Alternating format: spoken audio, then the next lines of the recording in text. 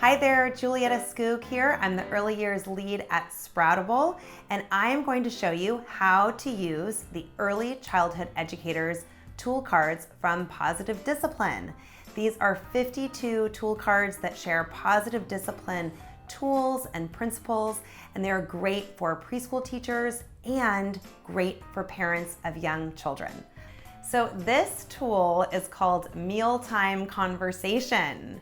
It's a tool, it's a thing.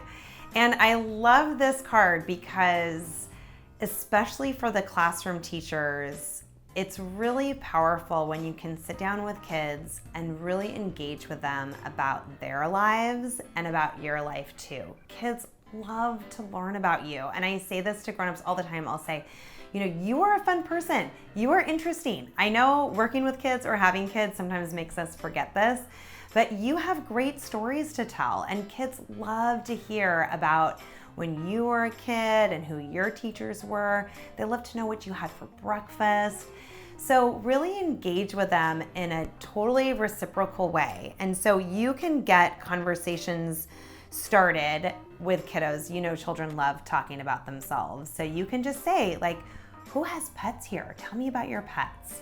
Or really starting to get to know the different things that they're into and then asking them about that. Tell me more about dinosaurs. You seem to know a lot about dinosaurs. So really engage with them, and then also share about your life too. So you can say, do you know what my dog did yesterday? I know with my students, sometimes I would come into the classroom and sit down, and before I would start my lesson, I would just say, I had the most hysterical conversation with my sister on the phone last night. Do you know what she said?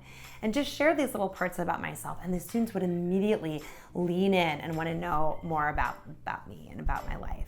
So think about that kind of engaging conversation with them. I know often, especially in the classroom, those meal times might be times when you are trying to transition and getting ready for the quiet time and cleaning up the classroom and clearing dishes and things, but taking those moments to have those conversations with kiddos is really important as well. And in the home, this is really powerful, those mealtime conversations. I know sometimes dinner time can be stressful and you're just wanting them to sit in their seat and eat their food, and also having this compass of your goal being that connection time. And so using the meals to go around and share a rose and a thorn and a stem, for example. That's one fun game for some of the older preschools. Or we play 2 truths and a lie. So we'll say, okay, say 3 things about your day and 2 things are true and 1 thing is not. And even for the pre-verbal kids, we've been doing this since our kids were really little.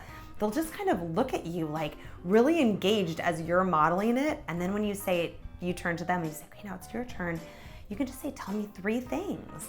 And they'll, kids say the funniest things, just what comes out of their mouth. We also like playing a game called Game Show Host, where we'll go around and ask one question that we want to be asked, and then we'll answer it first and go around, and then the next person gets to ask a question that everybody answers as well. I know a family also that rolls a dice, and whatever number it lands on is a different question that they have, and they have created their own little game board for that too. So it's just that intention of engaging them and really setting the culture that when we sit down to a meal, we engage in these kinds of conversations all together as a family. So Mealtime Conversations is a tool that can be really helpful when things are starting to get hectic at mealtime, or at home for mealtime in the classroom, or at home when it just feels like you're nagging your kids. So our impulse, of course, as a teacher or a parent, is to direct the behavior when things are getting hectic. And so use this tool instead to redirect their behavior. So engage in the conversation instead of nagging or just telling them what to do or managing their behavior. Just instead shift it and draw them into that conversation. So often I hear from parents who say, I've had a long day. I just want to talk to my parenting partner. The kids keep interrupting us. We should be able to talk about our day, and our kids should be able to just listen. Yes. Wouldn't that be lovely?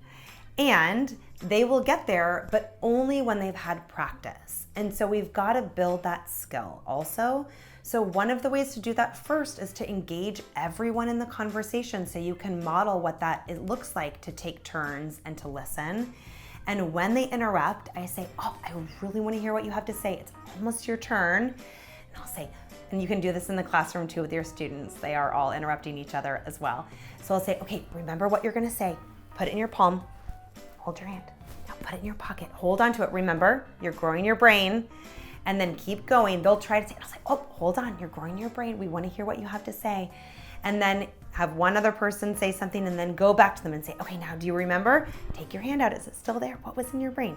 And then if they remember, that's great, you can celebrate that. So practicing those turn taking as well, and then really modeling that part to say, I wanna hear what you have to say, and we wanna hear what Papa has to say as well. And he's almost finished, so let's finish his thought first. So it's a great way, again, to practice. It's not about perfection. We use that language. Oh, we're practicing taking turns. We're practicing listening. We're practicing remembering what we have to say and then waiting our turn to say it. Have fun with it. Embrace those mealtime conversations. And especially in the classroom, let your students get to know all about you, all those fun things. So thank you for watching, and make sure to watch our other videos for how to use these amazing positive discipline tool cards for early childhood educators and parents. Real moments are learning moments.